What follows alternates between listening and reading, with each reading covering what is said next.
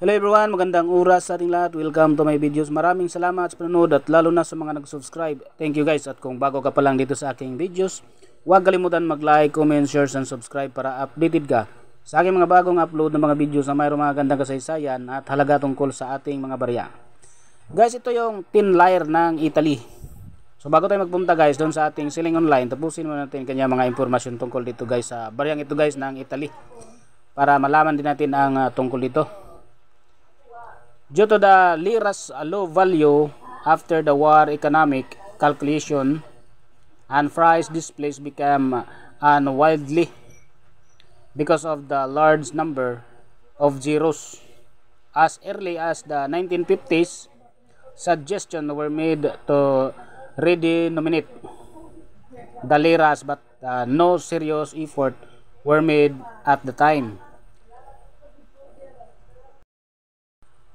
In the 1970s, a plan to known as lira pesante, English hard lira or lira nova, was proposed. The lira pesante would have redenominated the currency at 1,000 ratio to 1, removing the 3 zeros. However, the project went dormant for several years before being revived in 1984. Ongoing heavy inflation so the lira pesante pushed back until it was permanently abandoned in 1991 because of plans for a single European currency. Ito yung ating pictures guys. Ang issue nito ay Italy. Period, Republic, 1946 ang kanyang date. May types yan ay standard circulation coin. May year na 1951 hanggang 2001. Ang value nito guys ay tin lire. Currency naman lira, 1861 hanggang 2001. Mayroon siyang composition na aluminum, 96.2% ang aluminum, 3.5% ang magnesium, 0.3% ang manganese, at mayroon siyang timbang na 1.6 grams.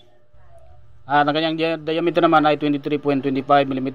Mayroon siyang thickness na 1.5 mm at round ang kanyang shape. Ang technique naman ay mild, mayroon siyang orientation na coin alignment.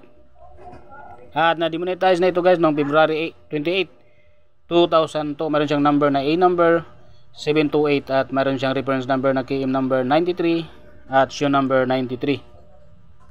Ito yung ating overs guys, ang PILAF lettering globes or lettering above the date below. Mayroon siyang script na Latin at ang kanyang lettering Rep B V Biblica Italiana R 1955. So 1955 ang ating date nito guys. Mayroon siyang translation na Italian Republic. Engraver si Pietro Giampaoli. Ito yung ating reverse guys, ang 2 earths of weight dividing by the value. Mayroon siyang script na Latin at ang kanyang lettering 10 Romagnoli. Engraver si Pietro Giampaoli. Designer si Joseph Romagnoli. Meron siyang age na plain. At ang kanyang mint naman ay R or Rome, Italy. 476 ang kanyang date. 48% guys ang ating 1955. Meron siyang 274,950,000 ka piraso. Marami palang ginawa nito guys. So 14 pesos ang kanyang about uncirculated at 150 pesos ang kanyang uncirculated. Naka-display ito sa ating selling online sa EB guys ng $38.99 US.